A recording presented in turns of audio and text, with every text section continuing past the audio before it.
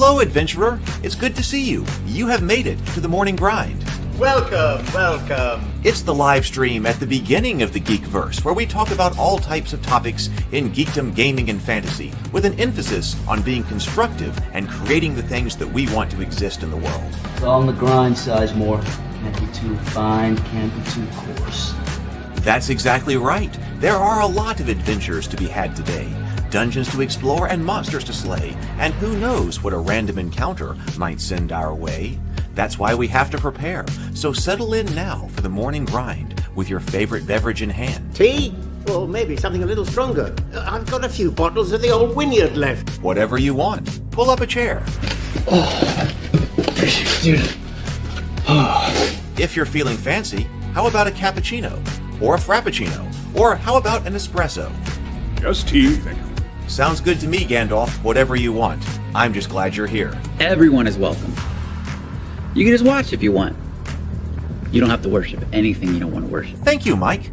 But be forewarned. Sometimes we get really strange characters around here. Wait, what's that you say? Why can't you come and be a part of the stream? My wife would disown me. Oh no, I bet she'll be fine with it. Come on in. Am I scared for my safety? No. What are we supposed to do? Everybody do the secret handshake.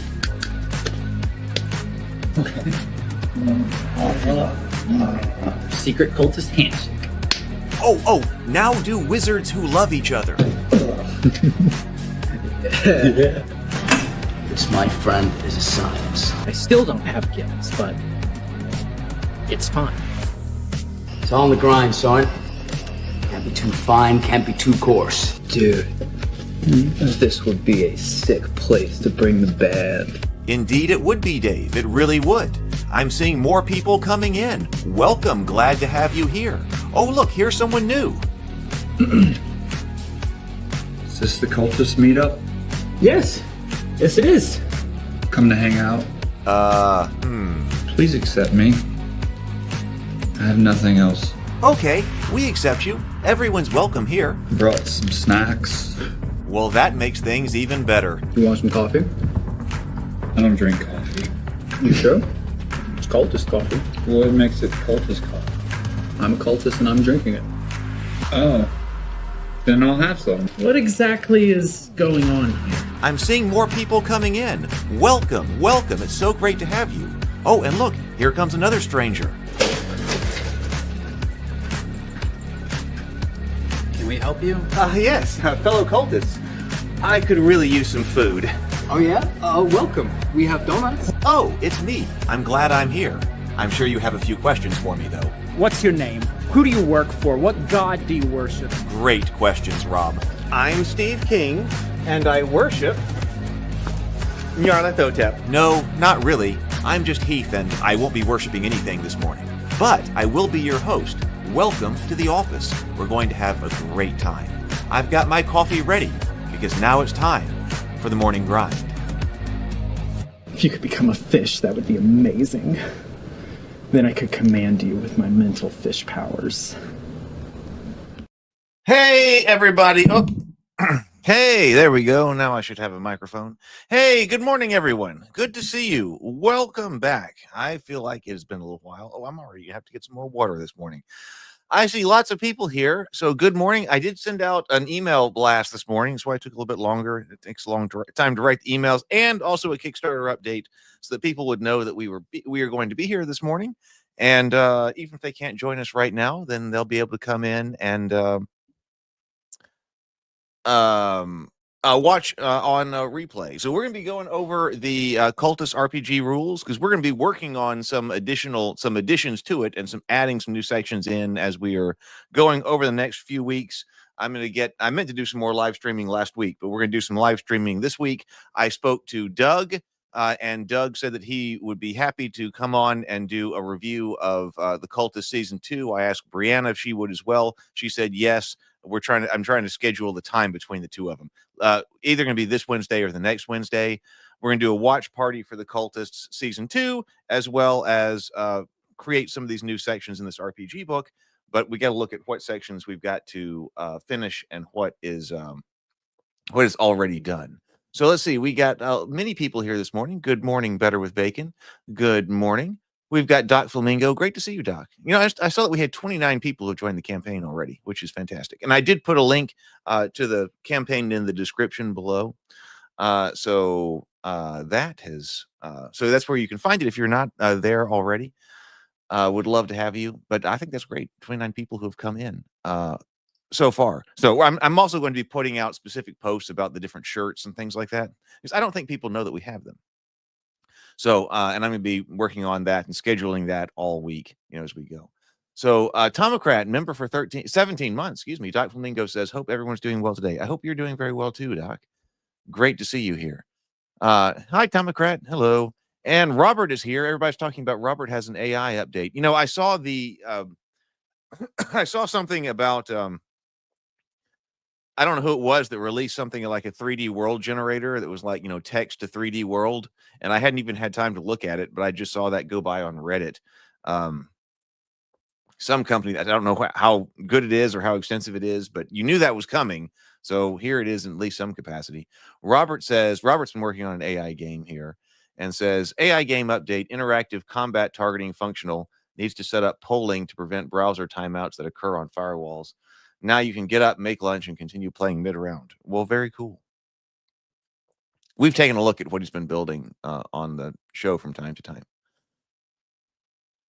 Let's see. Sable's here. Good morning. Good morning. Mike is here. Good morning. Doc Flamingo says, like the beard. Yeah, this was an experiment. I decided not to shave when I was on vacation at the beach this summer. And so this has just been staying around. So are you linking this stream as an update to the Kickstarter? I did send out an update. Yes, I did.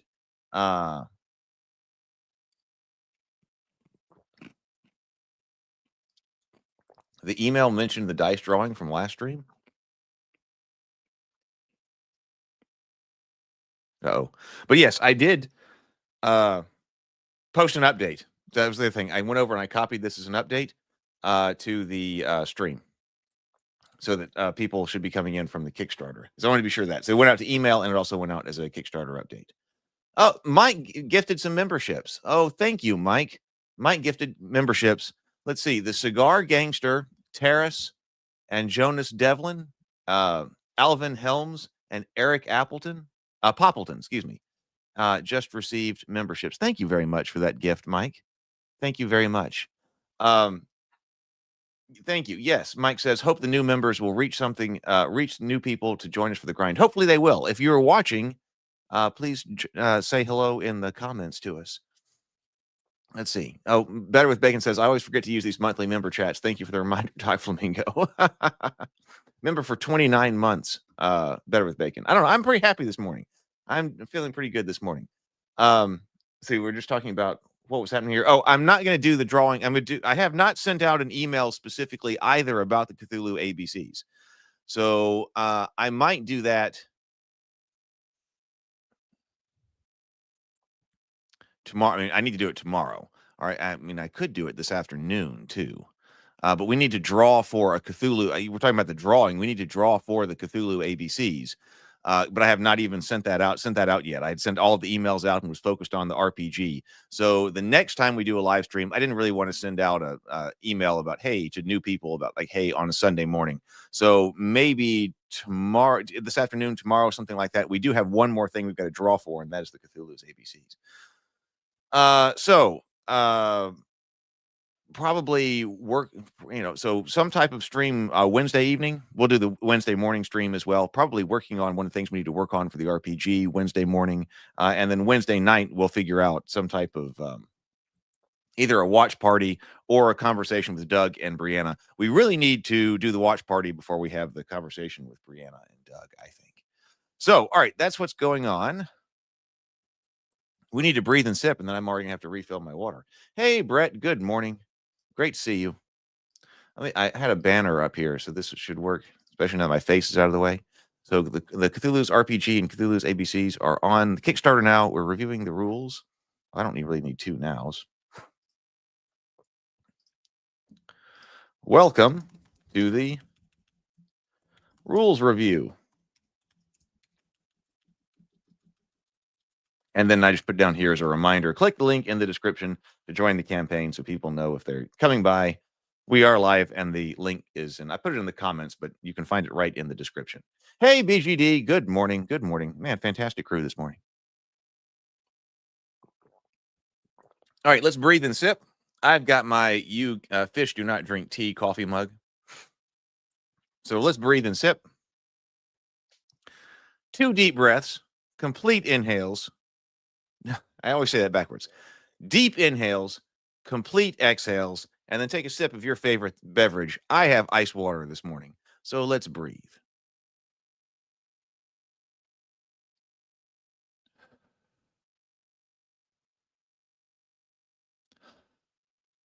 And sip.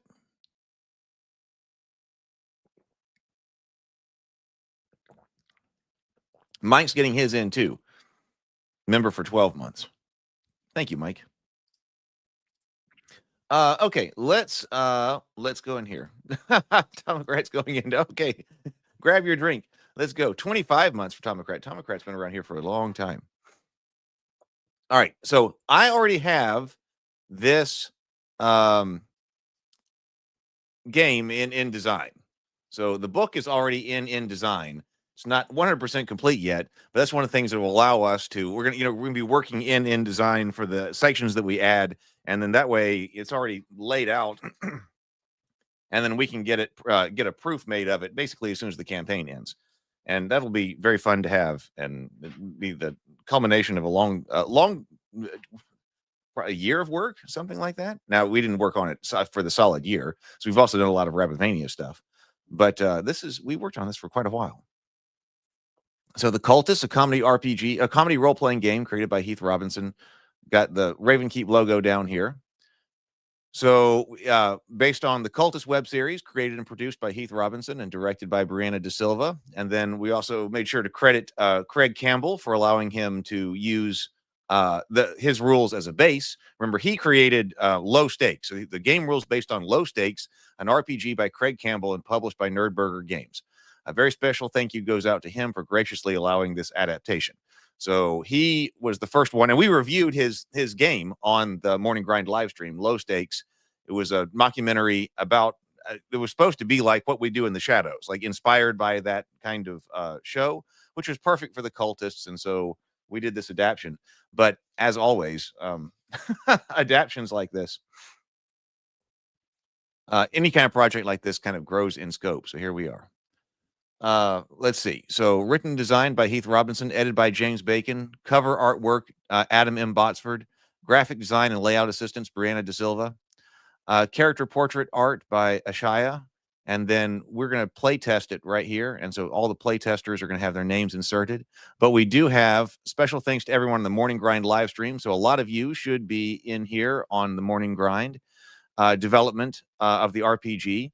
We've got Alex 1725, Andrew, Anon Adderlen, Christian Bynum, BGD, Daniel Donnert, Doc Flamingo, Dungeon Master, James Bacon. Oh, so wait, Bacon Gaming. Okay, need to update that. This is not Bacon Gaming. Now this is James Bacon, Better with Bacon.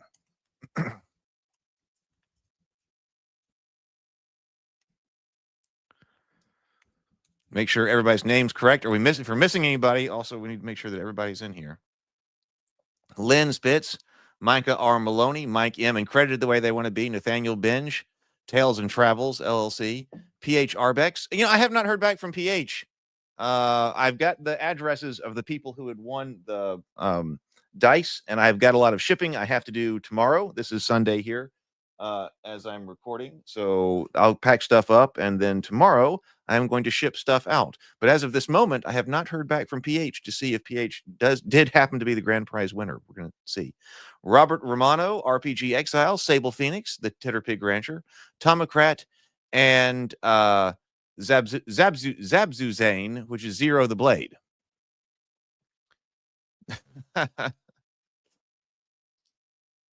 So 2025. All right, now we go over here. So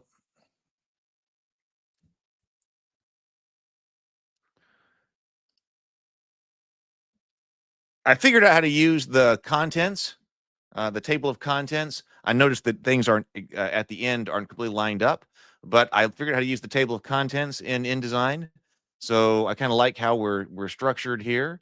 We've got the getting started, game overview, what you need to play, how to play, and all of those sections. Then character creation, then the cults, and then we've got a big chunk of pre-generated characters. And that's actually some of the work that we're going to do here. Yeah, you contributed to the discussion here. Basically, that was everybody who has been part of the live discussions when we were talking. And it should be, because I kind of kept note of everybody who was in the chat and giving comments and feedback and stuff like that as the game was being developed. So I think I got everybody who like actively commented during those development streams. And if somebody new is here, if you're new and you have ideas as we're going here and we're doing things, perhaps you came into the Kickstarter and just found us, then I want to be sure to update that list, because that's the list of our Kickstarter, of our morning grind live stream people who actually were active participants in the development. So that's what that list is. So if we see new people come in and stuff like that, I should probably have I do have pen and paper by me so that I can remember, oh, we got, somebody else that needs to be credited in that capacity. Now, as far as the Kickstarter goes, we're going to have the Kickstarter credits as well, but that's the morning grind live stream credits.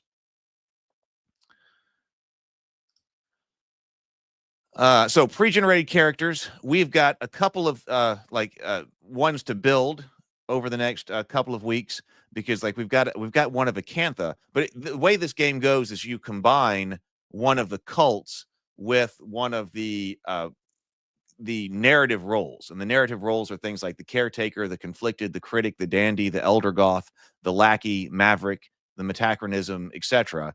And then you combine one of those with the cult, like the cult of Nodens or Shub or the Yellow King or whatever. And it happens to be that you could represent some of our characters that are in the Cultists web show with multiple different narrative roles, depending on what episode it is, because in different episodes they kind of fill different roles, and you can kind of have character growth that way. We talked about that. So it's possible we went through and we created one version of Acantha, but it's possible to create Acantha in a different way. So we're going to do that, and then put it into this book. Originally, I was going to do anything that we did from go ahead and have the book printed off, have it ready, and then have anything we do with Kickstarter added on by standalone cards that large cards, but book size cards that are added to it. But as I was laying this out, I was like, it would just be better if it were all in the book. Might as well just do it. We're doing this once. It won't add much time, to add that to the book, and not have it, not have a prototype of it right now. But that's not necessary. It's better to go ahead and put that completely into the book, I think, and then have a complete standalone book. So you pick it up and you'll have the character alternates. So we need to do an alternate Acantha. We're going to do Garrett, who is from the Cult of Nodens. Oh, look, I see that this is Rob right here. This is pulled over how his how it's written. He's capital B there. Where are those notes I'm talking about?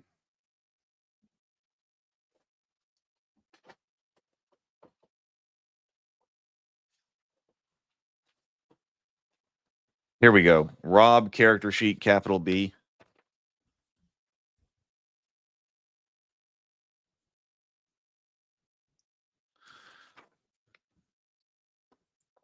Whoop. Then an alternate Rob, Shay, Sherry, and Steve. And then obviously the headings are not carrying over from the beat sheet. So that's something that's got to be worked on. We've got the table of headaches. We've got development notes. We've got the about the creator. Oh, so there's something wrong with about the creator too. So at the end, the table of contents need to be cleaned up. But that ended up being, so, when I envisioned this, I was thinking this would be 48 pages. I was trying to make small things, and I just have not been able to do that. So this is 103 pages. So this is a pretty serious book right here. Are you including embedding links into the PDF or jumping to the table of contents? I think I can just export it like that. So that's the intention. for that to be exported like that so that all those links will be installed. So I hope that just works. I really hope that just works. But yeah, that's the intention, that it would be hyperlinked within the PDF. Okay. I really like our character art here. So each, I was able to get all of the cultists in to have like this would be printed black and white. This is not a color book. So black and white imagery of the characters. So here we go.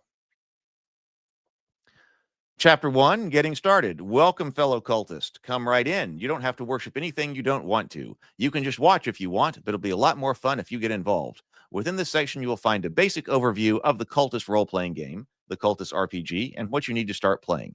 Looking for things like the italics and things like this too. So this should really be our kind of final pass in finding things like the extra capital B and stuff like that, aside from the sections that we have to add in here. So, introduction. The Cultist RPG is a rules-light, comedic tabletop game where players portray modern-day Lovecraftian cultists trying to worship Cthulhu and other gods in a world full of people who don't understand. In many role-playing games, grand adventure and life-altering quests are the norm. In this game, your characters have those aspirations, but let's face it, they're not very good at making things happen. Spells go awry, rituals often end in disaster, and sometimes the greatest challenge is going to school, or even the horror, getting a job. You are destined for greater things than school and work. It just isn't easy being a cultist.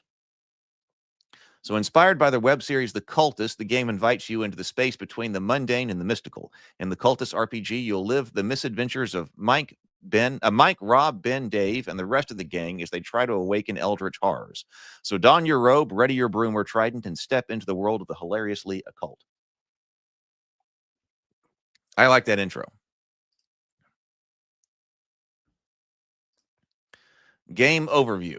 Players in the Cultist RPG portray cultists dedicated to one or more of the Lovecraftian gods, such as Cthulhu, Dagon, Yog-Sothoth, Shub-Niggurath, or Azathoth. The player's goal is to tell a story together full of absurd humor and supernatural mishaps, just like in episodes of The Cultists.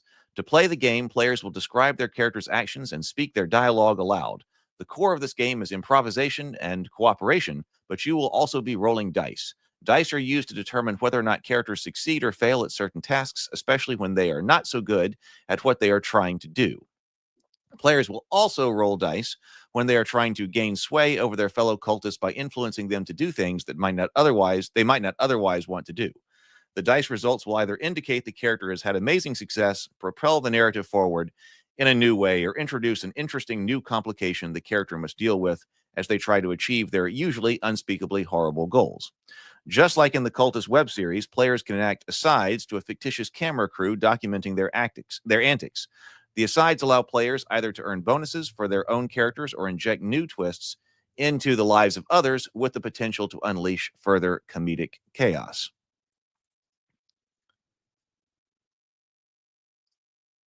Or your own characters, Mike recommends.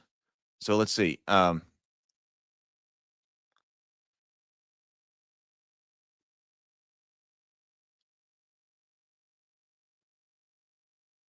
Wait, where does that need to go? Oh, you'll live the misadventures. I bet you're talking about up here. And the rest of the game. Probably so. You'll live the misadventures of or your own unique characters. Let's say that.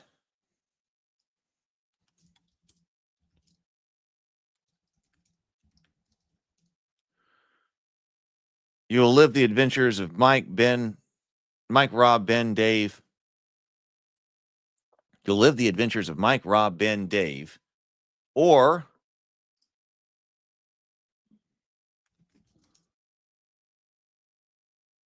those of your own unique characters as they try to awaken eldritch horrors. I do like that. Yes. Okay. Good catch, Mike. Says, there is no set number of players to the Cultist RPG. It can be played with just 3 or 4 players or several more to create an ensemble cast like in the show. Most games of the Cultist RPG only need a single game session to bring the story to conclusion, like an episode of the show. These sessions usually last between 1 and 2 hours, depending on the number of players in the game and the amount of detail the players want to go into when role-playing the scenes. So what do you need to play? To play the Cultists RPG, you will need this book and a few 6-sided dice. Each player will need a character sheet, either one with a pre-generated cultist or a blank one to create their own, something to write with, a way to keep track of who has sway and who has the lead in any given scene. These can be marked on a character sheet, but using physical tokens that can be passed around, such as poker chips, is often easier and more fun, and how much courage each character has.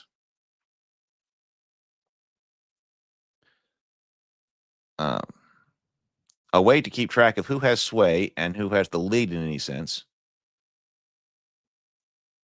I don't really like that. Easier and more fun. Likewise,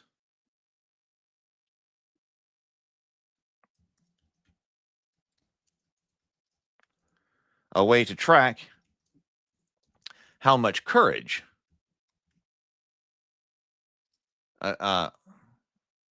likewise, you will need a way to track how much courage each character has. Again, marking them on a character sheet is sufficient, but glass beads or poker chips are easier and more fun.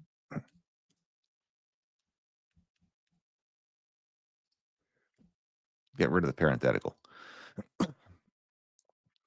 Still, Tomocrat says, still would like to play a normal person that's unaware of what's going on with the cultists. We had talked about that. Maybe we could try to, or we had talked about, I remember a reformed cultist or playing, because we did discuss, like, should we have people who are outside the cult in this? Yeah, physical tokens preferred. Yes. I'm going to grab some more ice for this ice water. I'll be right back. Oh, we're going to have to do a Yeti hug break. I'm going to call for a Yeti hug break right here. Oh, it's time for a Yeti hug break. Yeti hug break, Yeti hug break. Everybody go hug yo Yeti and show yo Yeti some love.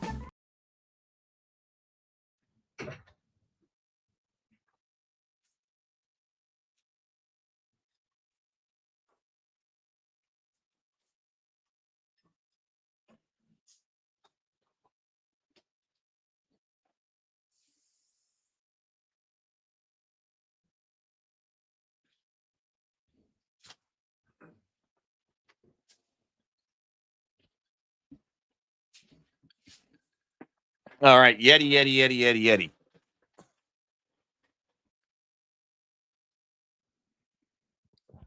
Yeah, and that's also why on the digital tabletop we have that.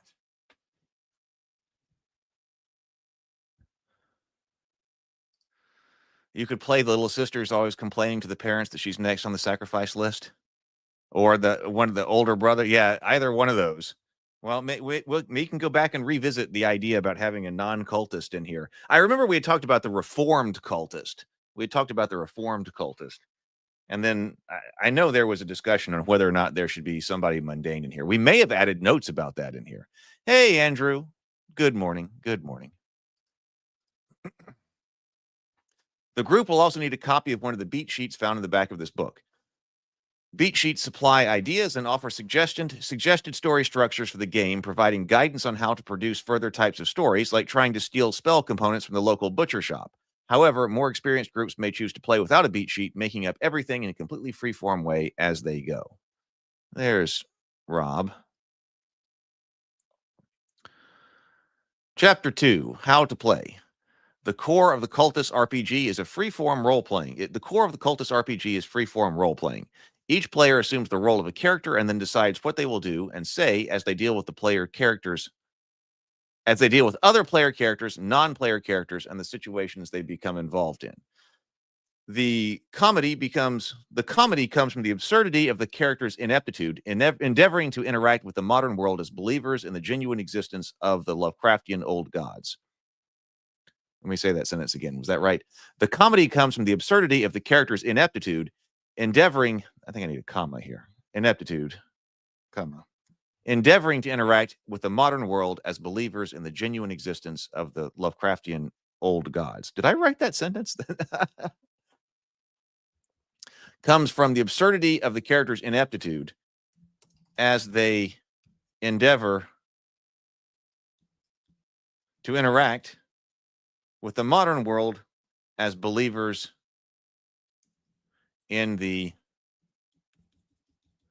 We say elder gods a lot. I know that people talk about there's some old gods and elder gods, but in the show they do talk about elder gods quite a bit. So that's probably what should be right here. Interact with the modern world as believers in the elder gods. That's much more clear, I think, and more direct. Oh, yeah, that's a great one. That's a great. Mike says the problem with that from a design perspective is that the characters are a role and a cult. And if you're not a cultist, then how do you make a complete character? Yeah, that in fact that may have been what came up last time we were talking about that, because character design is cult plus role. So you could have, I mean, you could have a cult that is not part of a cult, but then you're always going to have to pick that one and what you're in and have a role. So the non-cult characters aren't going to be able to have as much variety in there.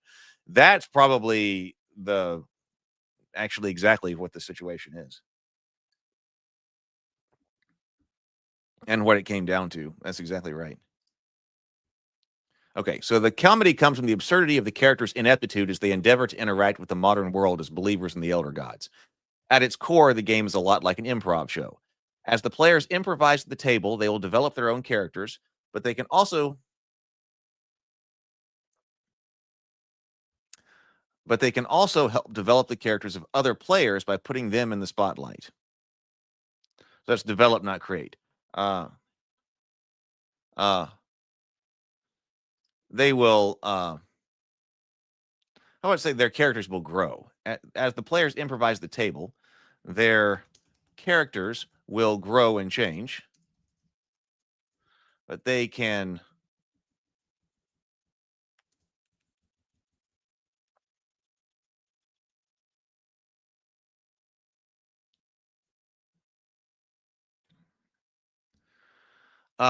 also help develop the characters of other players by putting them in the spotlight. Throughout the game, players will reveal their characters' secrets, hidden thoughts, and knit relationships with the other characters. Sometimes these will be beneficial, but there will also be plenty of opportunities for interpersonal drama.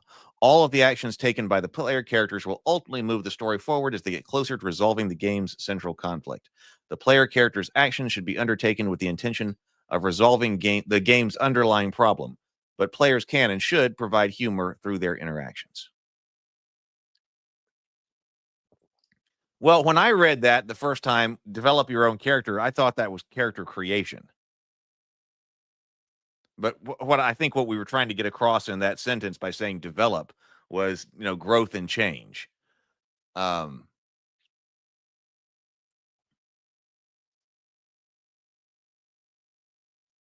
Is that still not a good sentence?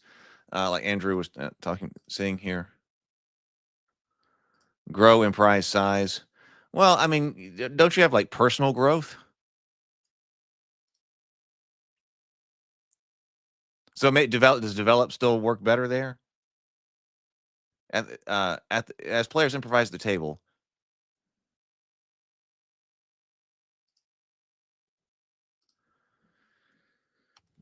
they will develop. How about flesh out? Flesh out and develop. That probably gets that. Flesh out and develop their own characters as well as those of others. They will flesh out and develop their own characters as well as those of the other players by putting them in the spotlight. That's probably better. How does that sound? So as the players improvise at the table, they will flesh out and develop their own characters as well as those of other players by putting them in the spotlight.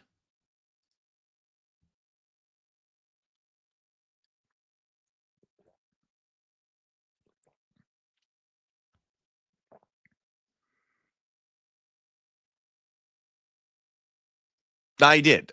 The low stakes RPG, that's like the second thing in there. So yes, the low that is credited. And I remember why James Bacon says, I think I skipped over that a moment ago, but James Bacon said something about the editor on that. James Bacon did go through this and edit this. So James Bacon, so he was credited up there. It's probably why he saw that up there. Right here. But I think I just skipped. Oh yeah, edited by James Bacon. There we go. So that's credited, and then the low stakes and Craig Campbell is credited right up there.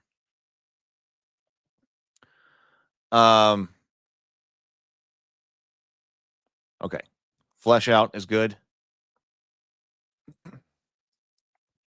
Throughout the game, players will let's start at the top there. As the players improvise at the table, they will flesh out and develop their own characters as well as those of other players by putting them in the spotlight. That sounds pretty good. Throughout the game, players will reveal their characters' secrets, hidden thoughts, and will reveal their characters' secrets, hidden thoughts. Okay, wait a minute. Secrets and hidden thoughts,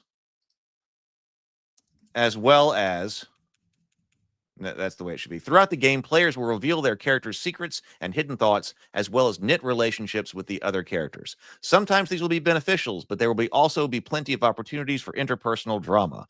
All of the actions taken by the player characters will ultimately move the story forward as they get closer to resolving the game's central conflict. The player character's actions should be undertaken with the intention of resolving the game's underlying problem.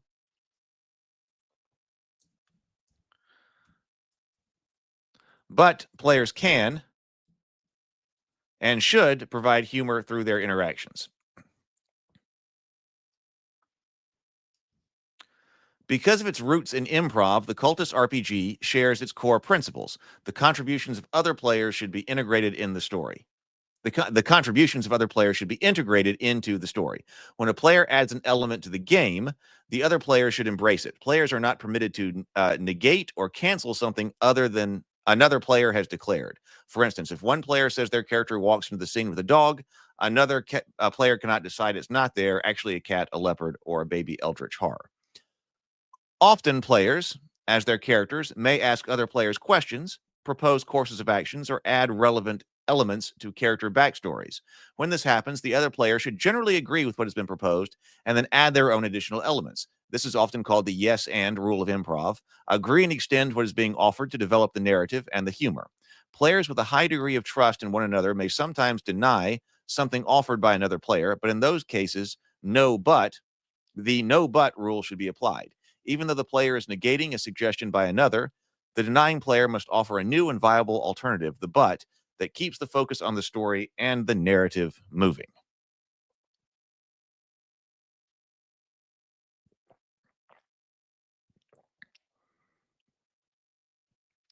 Oh, yeah. No, see, yeah. So I am streaming. So that don't let that confuse you. Because this is a cultist related thing. I'm actually streaming in 3 places. I'm streaming to the Cultist Facebook page and the Heath's Geekverse and also the Cultist YouTube channel. So yeah, I'm streaming in those 3 locations to let people know about it. So you may not see people in the chat. The software here, the StreamYard, gives me a unified chat, so I see everybody's chat that should be on both YouTube channels and the and Facebook. But also that's good. I thought about that this morning. Putting the chat up there on the sidebar. You want to go to Twitch as well. I used to post it, also stream to Twitch, but I mean, nobody watched on Twitch. So I ended up just dropping it. I mean, like nobody ever found anything on Twitch. It was completely pointless. But putting up the chat like this on the video, like on the actual screen, I like, because that does unify all the chats. So you could see, somebody says something on a different channel. It is throwing it all up there on the stream. I've noticed that when I comment, though, it puts it up on, it shows that I commented in multiple places, but whatever. Yeah, there you go. You can look for your own text on screen. Okay, so when responding to the other players, it's not an opportunity for you to steal the spotlight of the scene or attempt to win. To the contrary, the game will be more enjoyable for everyone if the players are looking for ways to enhance the story by putting the spotlight on other players and making them cooler and more interesting. If all the players do that for each other, the game will be more fun and evocative for everyone.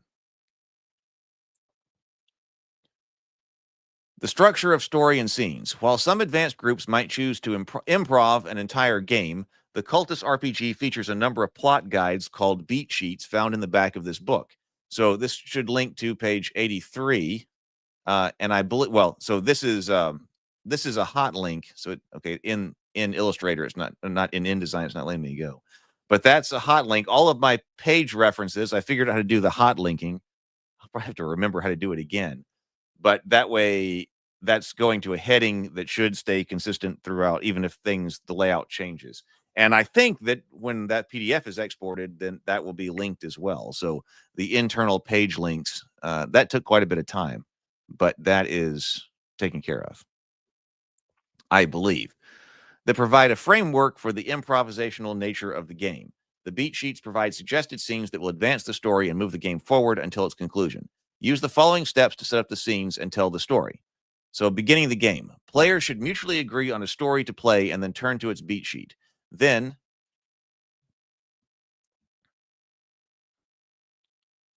I don't think I need this then.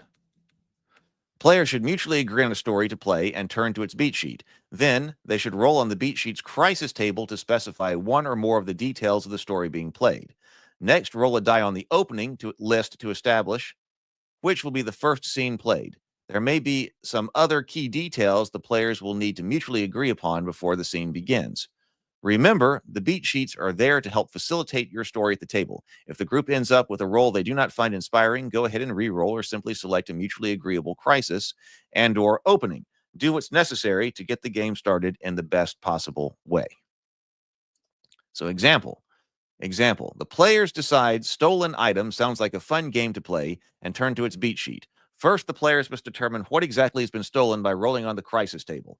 They roll a 4, meaning the stolen item is the mysterious garden gnome that protects their hideout. Everyone thinks this sounds like fun, so they take the next step and roll on the opening table. The die settles on 5, which indicates the magic item is missing and a cryptic note is found in its place. The cultists have to decipher its meaning, leading to wild speculation about the thief. The players jumped at this opportunity, brainstorming different ways they might discover that the garden gnome is missing. Ultimately, they decide the garden gnome is discovered missing when cleaning up the morning after a wild cultist party. Everyone has great ideas about possible interpretations of the cryptic message and what it might look like and what it means. With that, the game begins. So we have boxed text over here, which is not boxed text like the like an RPG module, but more like a sidebar. So we've got some information over here in a sidebar. Will there be blank beat sheets for people to make their own scenarios? I had not thought about a blank beat sheet.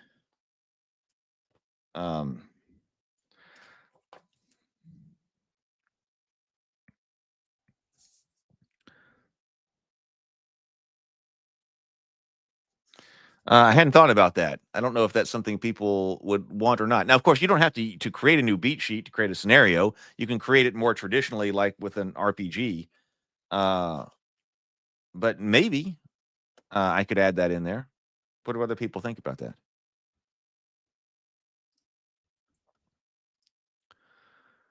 So we said this is the magic and the elder gods in the cultists. Are the elder gods actually out there? Is magic real? In the cultist web series, the elder gods arguably do not exist, and our heroes are simply delusional or just really want to believe. The cultist is also deliberately non-committal regarding the existence of magic. Shay and Acantha do occasionally pop into scenes, surprising the other cultists with their presence. Have they actually transported themselves through space and maybe even time using arcane mathematical formulae, as in Lovecraft's Dream of the Witch House? Maybe they have, or maybe something much more mundane is taking place. Who knows? Certainly not the cultists. Most of the time, the audience understands that what the characters interpret as magical effects are entirely coincidental. This can be the case in the game as well. Characters might cast spells that coincidentally work, or they might misinterpret ordinary occurrences as omens from the gods. But just because this is generally the case in the web show doesn't mean legitimate magic can't exist in your game. Maybe Acantha's magical potions have real supernatural effects. Maybe Shay wasn't just joking around when she explains to Ben how she has a history of using spells to help people shuffle off the mortal coil. By and large, in creating this RPG, we've decided on a non-committal policy regarding the existence of alien gods trapped in deathless sleep under non-Euclidean structures beneath the waves. However, that does not mean the players at the table cannot freely commit to either side of the equation. The equation? The question? Let's say question. The way players choose to portray magic in the Cultist RPG is entirely up to them. The key is making sure that they all go to the same, they're all on the same page. Everyone is on the same page. This is an improvisational game, the core element that the players should accept a core element is that players should accept, integrate, and expand on story elements brought into the game by other players. That means players probably shouldn't have their characters casting actual magic spells or communing with elder gods if other players feel that's out of place in the narrative. As long as everyone at the table bases their play on the agreements made before the game begins, there are many great stories that can be told with a variety of different takes on the existence of magic and the elder gods. Do what is most fun for everyone at the table.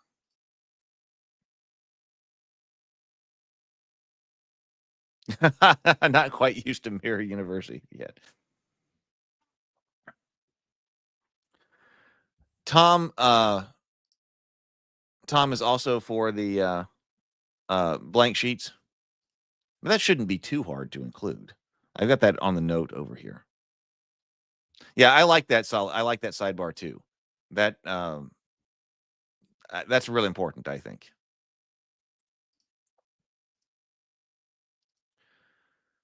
Okay, so the lead. So here we're actually getting into some of the rules here. The lead. Players should collectively select a character to be the lead in the initial scene. The player of the lead character rolls to determine the scene that will be played. See page 17, determining the scene. The lead, we're on page 15. The lead character will be central to that scene with much of the action focused on or around them. The player of the lead character should take a physical token, if one is available, to indicate that their character is the lead for that scene. This helps identify the lead character for everyone at the table. When the lead character does not have sway, he or she has priority in making sway checks in a scene. See sway on page 23. When a scene concludes, the current lead selects a new lead for the new scene. When the scene concludes, let's say for the next scene, when a scene concludes, the current lead selects a new lead for the next scene. That way we're not saying new all the time. When a scene concludes, why don't we say its lead? When a scene concludes, its lead selects a new lead for the next scene. They may not choose someone who has already been the lead this round. The chosen player character becomes the primary focus of the new scene, with the majority of the action centered on them. The chosen character might be one that was harmed or otherwise disgraced in the previous scene, allowing the potential to get some retribution or otherwise redeem themselves. The previous lead transitions to the role of scene moderator. See below. We do have this sidebar right here: curveballs and duplicate scene rolls. When rolling for a scene, the first time a die roll repeats during the game, the lead instead rolls on the curveball table, page 90, to introduce a new and unexpected complication in the game. Play continues using the scene from the curveball table.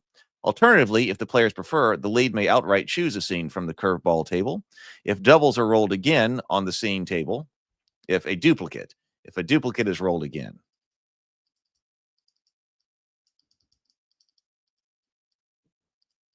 Well, I want to let me.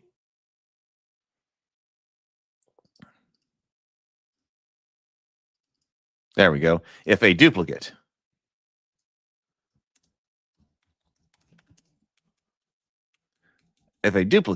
is rolled again on the scenes table, the scene may either choose to move up or down one number on the table to the next unplayed scene.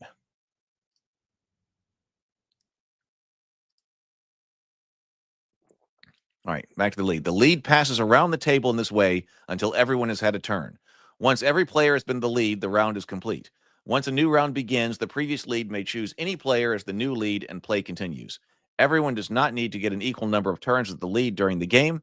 As long as everyone has had a turn, allow the game to conclude when the story naturally comes to an end.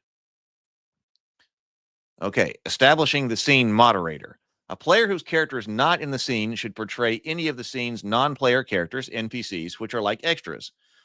For the game's initial scene, players can mutually agree on a player to be the scene moderator. Each time a player is the scene moderator, he or she gains 1 point of courage.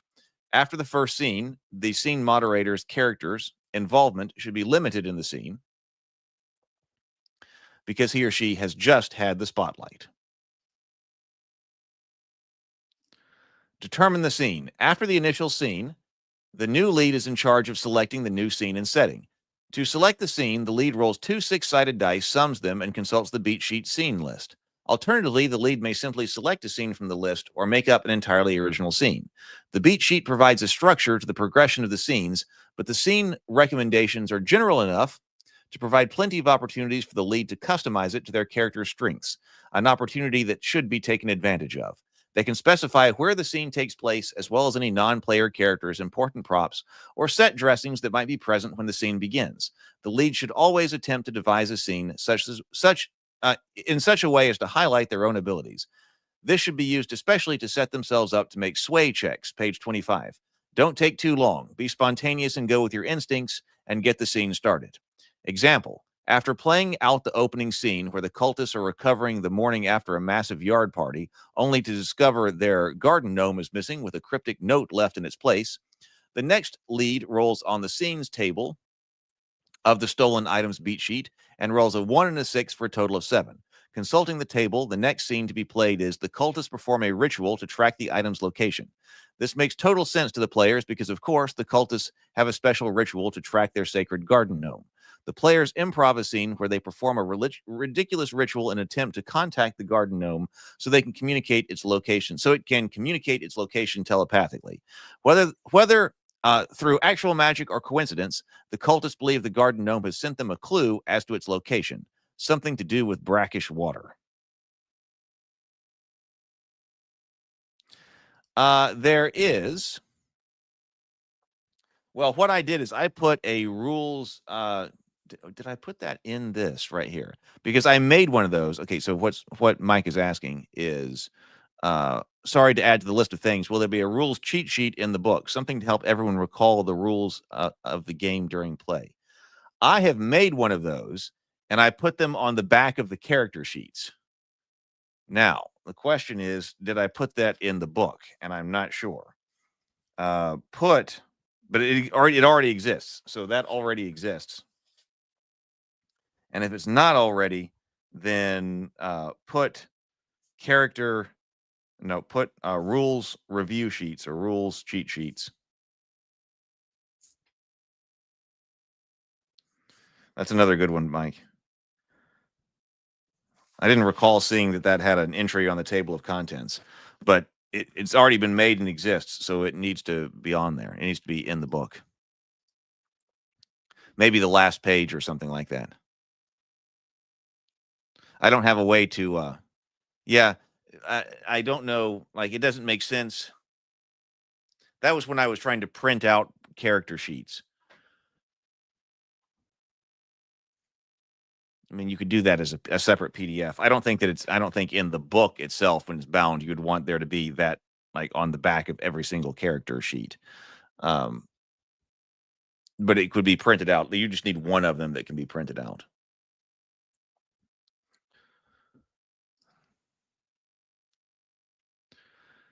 The players are ready to go on to the next scene. The next lead, I'll say when the players are ready to go on to the next scene, the next lead rolls 2d6 on the scenes table again. This time, the player rolls a 2 and a 5, another 7. Because this is a duplicate, the lead goes to the curveball table and rolls d66. 1 6 for the tens place and 1 6 for the ones place. The roll is 6 and 4 for a total of 64. The curveball to be introduced is, while imbibing illicit substances, a cultist believes an ancient tome is talking to him and tempting him to partake in forbidden activities. The players think this is a fantastic idea. They choose to play out a scene where Dave, the casual cultist of Cthulhu... Should this still be our example? Yeah, this seems to still be example text.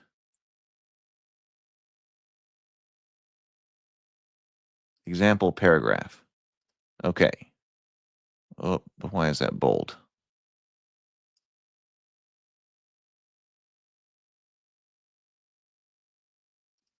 This should just be italic. Okay, yeah. So I think that's still supposed to be a text.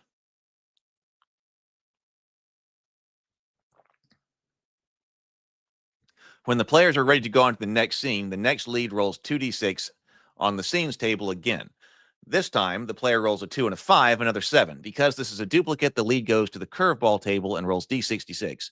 1d6 for the tens place and 1d6 for the ones place, and rolls a 6 and 4 for the d66 roll of 64. The curveball to be introduced is, while imbibing illicit substances, a cultist believes an ancient tome is talking to him and tempting him to partake in forbidden activities. The players think this is a fantastic idea. They choose to play out a scene where Dave, the casual cultist of Cthulhu, is imbibing a bit of substance before the trek out to the swampy, brackish water, during which he will believe an old book is talking to him. It will tempt him in some way to partake in deeper and darker activities that will be contrary to the cultist's goal of recovering the garden gnome. Spells and spellcasting.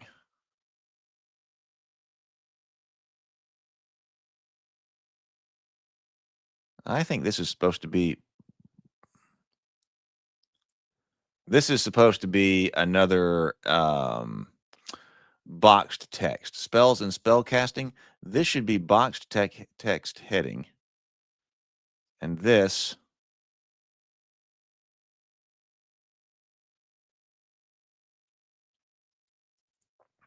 boxed text paragraph. Now, I'm going to have to remember how to put the boxed text or the gray box behind it. I spent a lot of time trying to figure out how to learn InDesign. Put gray box. So gray box has got to go behind magic, spells and spellcasting. I was also very proud of this box text or this sidebar. So I'll figure out how to do that. I'm not going to sit here and try to figure out how to format that here. But okay, so that has got to be done. That's changed up. Spells and spellcasting. I was also really proud of this that we put together as far as like understanding spells and spellcasting and the way it actually works in the area of the cultists.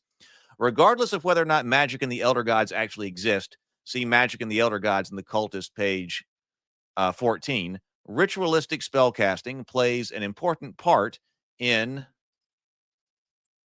the cultists and at the gaming table.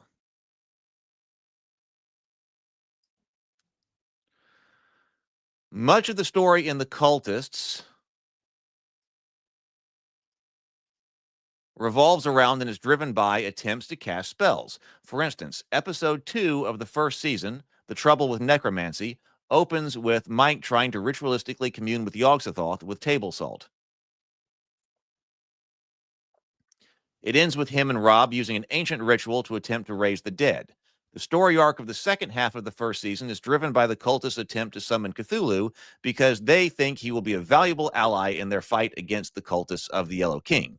Summoning Cthulhu requires several steps, each of which is the focus of an episode. First, in episode 7, The Summoning, the cultists attempt to summon Cthulhu and fail.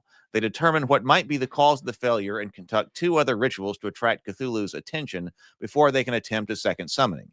In episode 8, The Ritual, the cultists have a ritualistic orgy. In episode 9, The Branding, the cultists escalate their attempt to summon Cthulhu dramatically with Rob's branding. This leads to episode 10, To Raise a God, which involves another ultimately failed attempt to summon Cthulhu. Central to season 2 is Ben's attempt to cast a spell to destroy Steve. Ben makes several gallant efforts, starting with episode 6, Power Word Kill, and culminating with an attempt to cast Phantasmal Killer in episode 10, The Return. Season 2 involves other rituals as well, notably Ben's attempt to call Rob back from the sea and his ceremony dedicating himself to Cthulhu. Season 2, episode 8, At the Water's Edge. Significantly, although the attempts to cast these spells drive the story, none of them actually work. Further, even though the spells fail, the story is still brought to a successful and satisfying conclusion.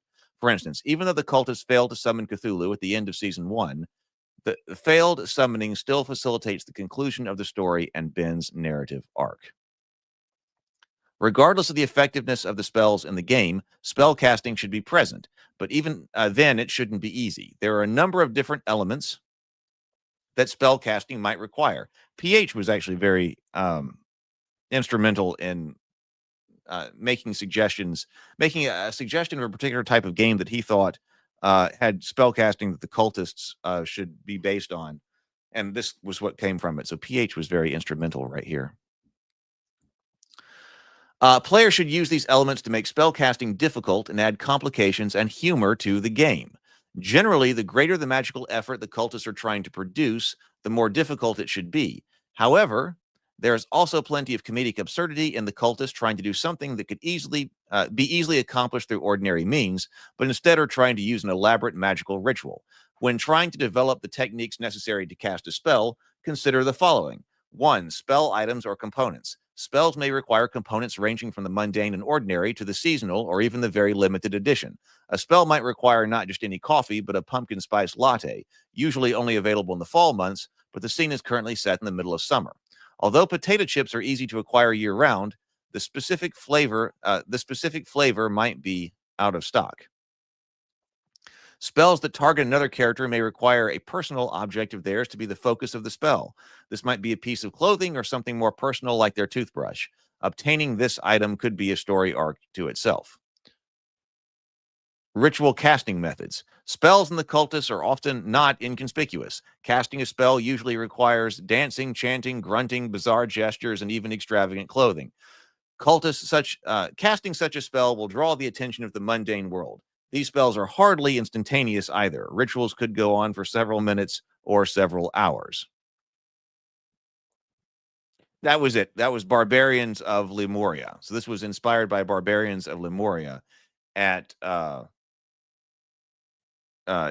PH's suggestion. Because we went and read that. I couldn't remember. Thank you for reminding me about what this was. Because I had not read that magic system. So we went and read the Barbarians of Lemuria magic system and then basically use that as an inspiration for what we're writing here. Dedicated time to cast. Spells cannot be cast anytime the cultists want. Different spells may be linked to certain times, such as the time of day, the time of year, or may only be cast once a century or when the stars are in certain alignment. Putting a time constraint on the story of a spell is a wonderful way to drive action in a story. If the cultists miss the casting time, they can't just try again. Keep the pressure on. 4. Required locations. Spells can't be cast just anywhere. They might require a lot of magical power, and so the cultists might have to draw upon a certain location that is thought to be magically infused. I think I can simplify that. Spells can't be cast just anywhere. The cultists might have to draw upon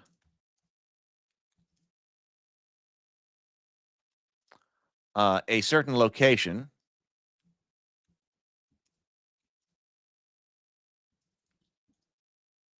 I think deleted way too much there.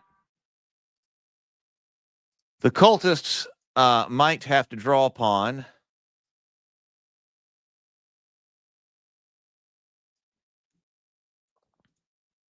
the power of a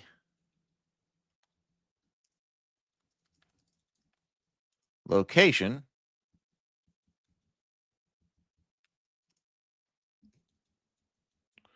thought to be magically infused. Okay, so spells can't be just cast anywhere. The cultists might have to draw upon the power of a location thought to be magically infused. Spells can't be just cast anywhere. The cultists might have to draw upon the power of a location thought to be magically infused. Locations could be as easy to access as the bird feeder in the park, or as difficult to get into as the basement of the local middle school, and the principal is definitely not in your cult. 5. Required sacrifices, sub-rituals, quests, and ordeals. Many spells cannot simply be cast straight away. Some will require other rituals to be performed in advance. As Mike says, you can't just summon Cthulhu out of nowhere. He has to really get to know you first. Preparatory rituals might require sacrificing your sister's favorite Care Bear or your neighbor's beloved pet. Other rituals might require personal cleansing, which could include bathing, in an inappropriate place, of course, temporary tattooing, swearing off your favorite food, or undergoing facial branding. One of the spellcasters might even have to face an intense ordeal to prove his worth, like going to a family reunion, a christening, or being unable to tell a lie for 24 hours. 6. Special knowledge. Some spells might require special knowledge and research to cast. Knowledge written in a language or code that only dedicated cultists can read or even recognize as existing. It might only be taught by an esoteric teacher that not only must be sought out, but must be convinced of your worthiness. In other words, not easily obtained. All of the above can be used in any combination. Perhaps the necessary spell can only be cast at noon on a special site, which happens to have a fast food restaurant built on top of it and requires extravagant dances with an oversized fish headdress and a lot of glitter. I'll have to look at that formatting right there. But that needs to be going to a box anyway. I also really like that text. That text right there could be used like in a writer's room for how to write the cultist spell casting if it were going on as a show. That gives you a lot of information. The one about the elder gods and this really gives you a lot of information on the feel of the cultists system. There's our Care Bear right there. Adjudicating actions. Although the majority of the game can be managed through spontaneous improvisation, with players determining the success or failure of their actions by applying their own judgment as a group, there are some circumstances where they will need to use a few simple rules to adjudicate whether or not important actions succeed or fail, or to provide a structure to inject complications and humor into the game. These rules include the use of 2 meta currencies, courage and sway, which we'll be covering first, as well as checks, headaches, and asides. So, meta currencies. The Cultist RPG uses 2 meta currencies to manage the game, courage and sway. Courage. Courage represents a character's inner determination. Player characters start the game with 1 point of courage and can earn more as the game progresses by being the scene moderator, by passing trouble checks, or enacting asides. Courage points improve the chance of rolling successes at either trouble or sway checks by spending them to roll extra dice. There is no limit to the number of courage points a character can accumulate, but players should be looking for opportunities to spend them frequently to avoid building up a larger point pool, which risks the game ending before they can all be spent. So, sway. When a character has sway, it means the character has the upper hand among their fellow cultists. The main way a character gains sway is when they succeed on a sway check. Every character has a list of sway skills, which they can use to get the edge on other members of the group, perhaps by impressing them or otherwise earning their respect. The character with sway rolls an additional die on the trouble checks, on all trouble checks. Also, when the game concludes, one way to ensure the story ends well for your character is to have sway at the end of the game. But also, the player character with sway can persuade a target character to undertake an action that complies with his or her character's desires. Describe how your character is using this. Your character uses his or her character traits to get the other character to acquiesce. It could be charm, flattery, sound reasoning, a threat, or anything else, but it will very likely work. Remember, the character has sway because they have recently done something impressive, so other characters are likely to be predisposed to be differential to them. Because having sway confers so many advantages on the character, the player of the targeted character will often choose to comply with the wishes of the sway holder and undertake the desired action. In exchange, the target takes sway from the previous player.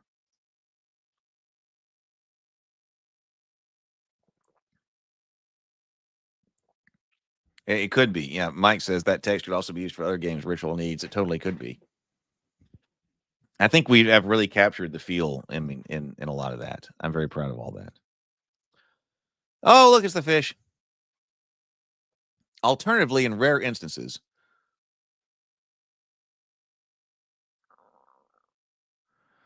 the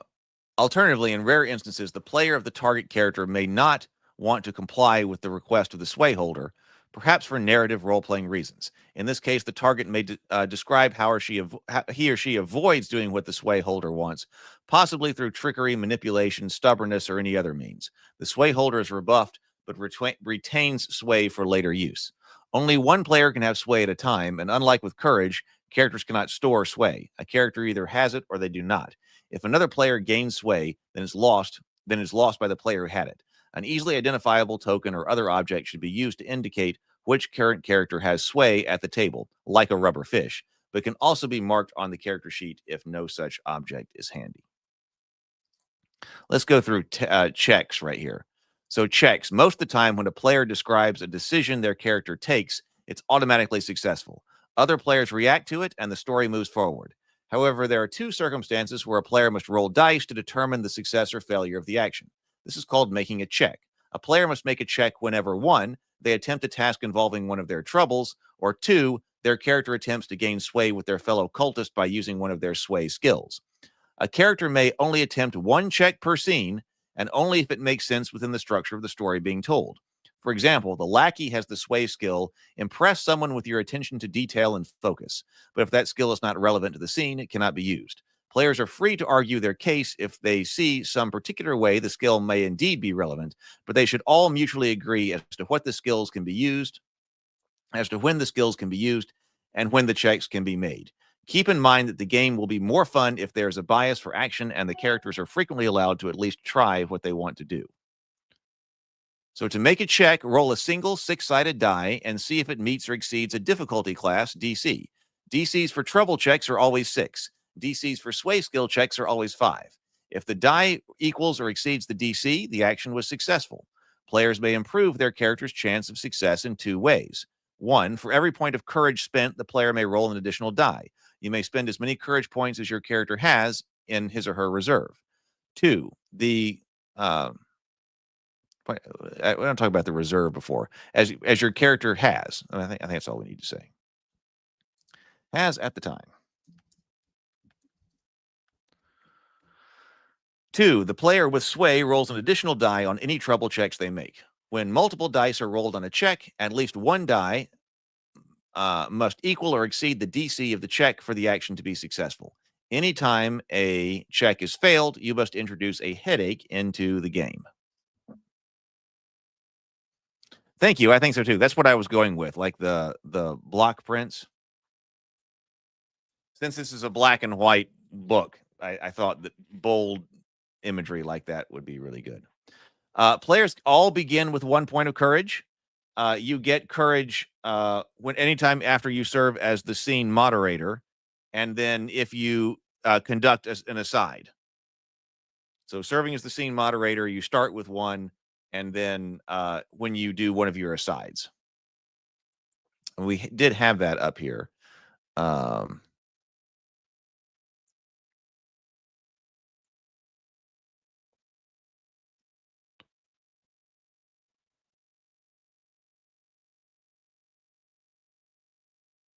Where was our courage? Oh, right here.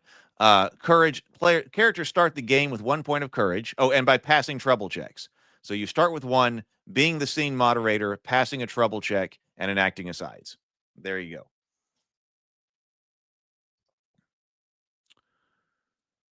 go. Let's see. So where were we?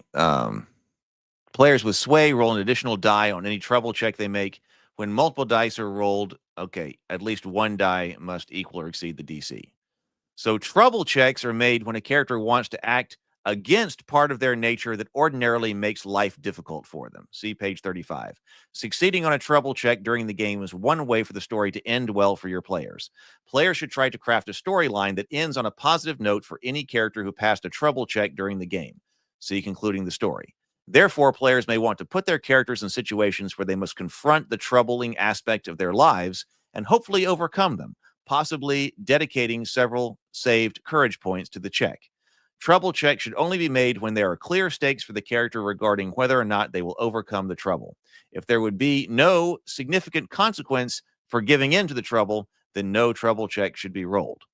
For example, Dave, the casual cultist of Cthulhu, is heavily involved with his band in the mundane world, and so plays the narrative role of the conflicted.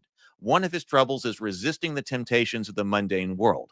This means that Dave is usually distracted from the cult by the band and all of its activities. This is a reoccurring story beat for his character. When the band's temptation arises, Dave gives in. If Dave just has to choose between grabbing pizza with the cultists or getting a beer with the band, a trouble check is likely not warranted. Dave gives in to his default state and goes with the band. However, there may be a critical point in the narrative where Dave must resist that temptation so as to prioritize joining the cult for an important ritual rather than going to band practice. Because the ritual is so important, the players believe it's narratively appropriate for Dave to try to resist the band and join the cult instead. Therefore, Dave's player can make a trouble check to see if Dave resists the temptation. Dave might even want to expend several points of courage to help ensure the check is successful. If you succeeded a trouble check, your character acts counter to that part of their nature, successfully accomplishes the action despite the fact that no one expected them to, and the character gains 2 courage points. This says 2 courage points for a check right here. Passing trouble checks this says can earn more by being the scene moderator. Let's go ahead and add that up. So 1 for being the scene moderator, 2 for passing trouble checks, and we'll check on asides, but that's good to add that up there.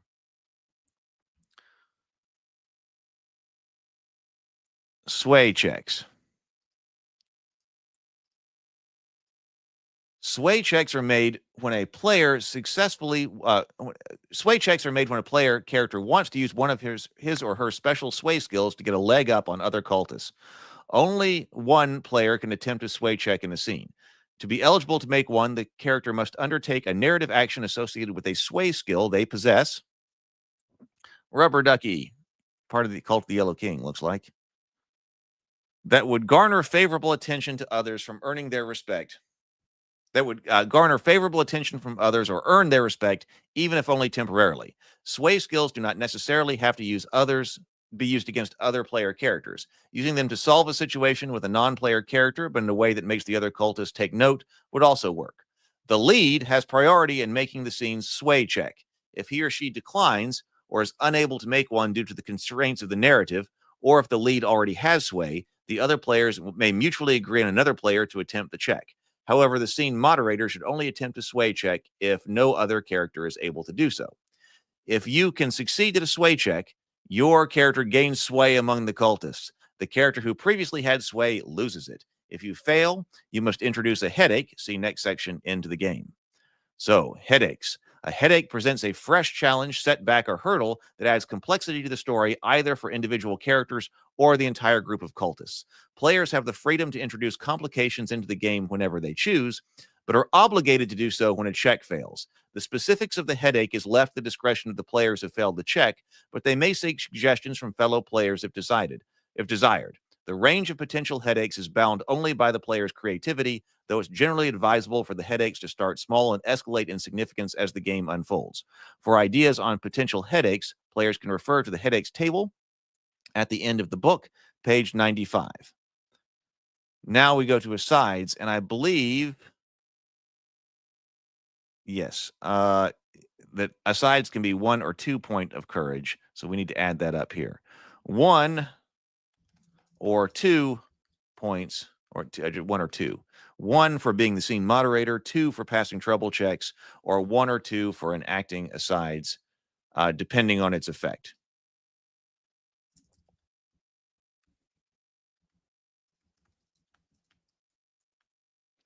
All right, so how does that work? Let's go down here.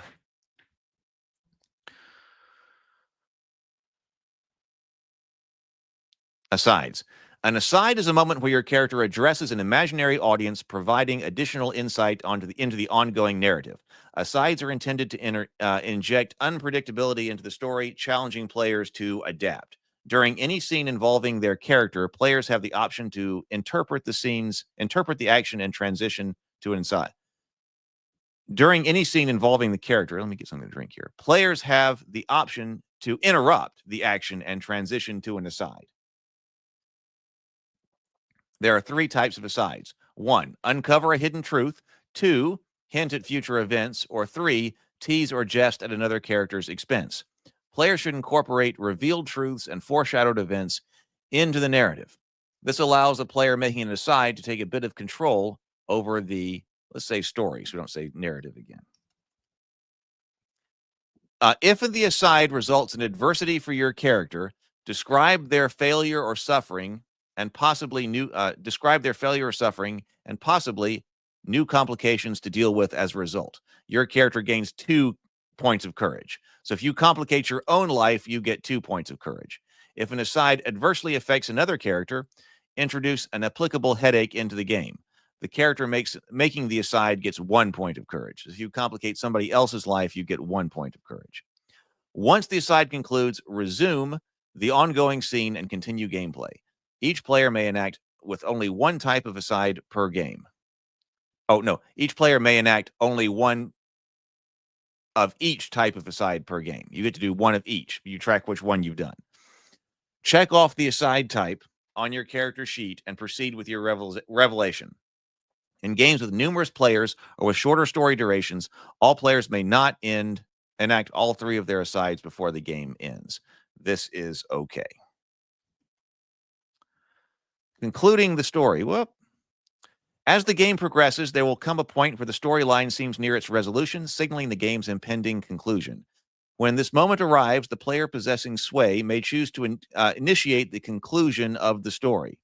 They declare this to the other players. However, before the scene concludes, other players have the opportunity to attempt to gain sway in a dramatic narrative act involving one of their sway skills.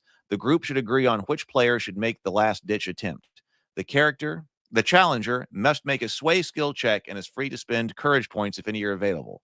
This adds dice to the check to the roll as normal. However, the player being challenged may also expend courage points to reduce the number of dice being rolled at the rate of 1 point per point spent. The challenger's die cannot be reduced below 1. The story will move to its conclusion regardless of the outcome of the final check, but the way it concludes will change. Players should craft a finale where things ultimately work out well for the character holding sway and those who successfully pass checks involving one of their troubles at any time during the game. The other characters face a less favorable conclusion, marked with embarrassment. The other players face a less favorable conclusion, are marked with embarrassment, failure,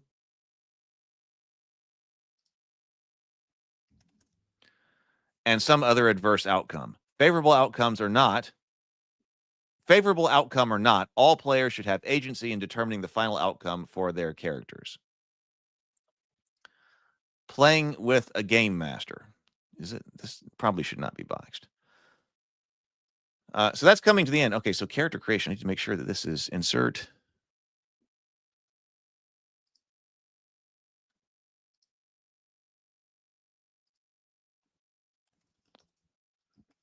Page break.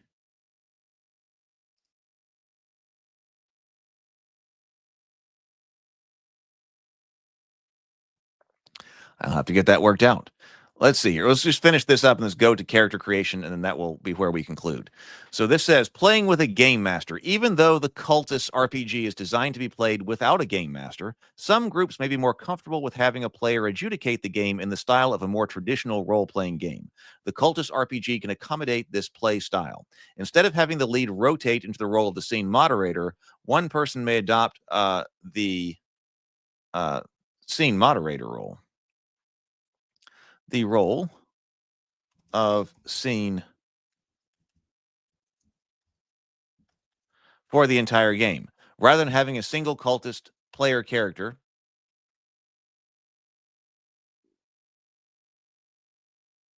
or how about instead of? Instead of playing a cultist player character, the scene modder role plays the extras and NPCs throughout all scenes and takes on a greater role in adjudicating the success or failure of another player's character's actions and what the results are. The scene moderator will also determine when making a check is necessary and will be the one who rolls for or chooses the next scene on the beat sheet. The lead player should still craft important details present for the start of the scene, as well as so as to set themselves up for sway checks. Some may want to be permanent scene moderators because they have a vision for the story or situation to engage the players. That can be an excellent way to play. However, scene moderators shouldn't spend too much time prepping for a game of the Cultists RPG. Games are intended to be focused on how the characters respond to their initial ridiculous situation, with further scenes being highly driven by the actions their characters take in response. Being that this is an improv-focused game, resist the urge to railroad the players with a predetermined story arc. Consulting the beat sheets and other tables is a lot like asking the audience in an improv show for some basic elements of the scene. use them fast and loose, and let the game go where the hijinks takes you. And then we also have this on playing a campaign, and I'm also very fond of this, because I think this does give you something about how this rule set could actually allow you to explore something deeper here. So this says playing a campaign. The Cultist RPG is often played as a one-off or one-shot game with players coming together for a single session, selecting characters, and then playing out a standalone narrative arc.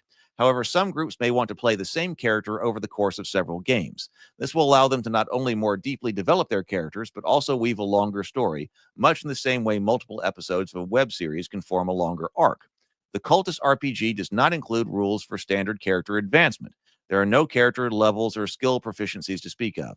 However, it does have mechanisms for character change. The same character can be played with different narrative roles. For instance, Rob plays multiple different narrative roles during the Cultists web series. This needs to be in italics. Including the Grump, the Critic, and Fanatic, but typically the focus of any given episode highlights only one at a time. Likewise, Acantha is both the Metachronism and the Caretaker. Ben begins as the novitiate, but then becomes a true believer. To remain true to this aspect of the web series, players are free to keep the same character for a future session, but switch up which narrative role they play based on the changing situation in the story. They may retain their cult affiliation, unless that's changed too, but they should select new troubles and sway skills from the list from the new narrative role. Switching narrative roles will likely be driven by the events in a previous game session. A skeptical LARPer who experiences a family crisis that causes them to lean further into the cult could become a novitiate, and then be tempted back to the mundane world, becoming the conflicted, and then finally having a personal religious experience that causes them to become a fanatic. Humor is often a great way to explore serious topics. The Cultist web series involves themes of belonging, grieving loss, and personal growth. Players who wish to explore such topics may find that embracing character change across play sessions is an important tool. I like that. I like that. Okay, now I notice that my formatting kind of gets messed up right here. But actually, that could be pretty easy. I have to check exactly where that it might be. The chapter 3 is supposed to be above the little guy there. There's Dave on his guitar. All right. Well, I got a lot to do to continue to try to get the word out about the Kickstarter. If you are just joining us, I did put the Kickstarter link down below. I appreciate everybody's input today. I'm going to post social media posts about the shirts and things like that out to Facebook. In the Discord server, what I'll do is when I post something like that in one of the channels, maybe the general discussion or whatever, if I post something, I will try to link it today and tomorrow in the Discord server so you can see it, or you could share it or like it or whatever and help send it on its way. All right. I have enjoyed it. I'm getting all the more excited about it. Okay. So have a great day, everyone. Go forth, be creative, be constructive. I will see you all later. Thank you very much for being here.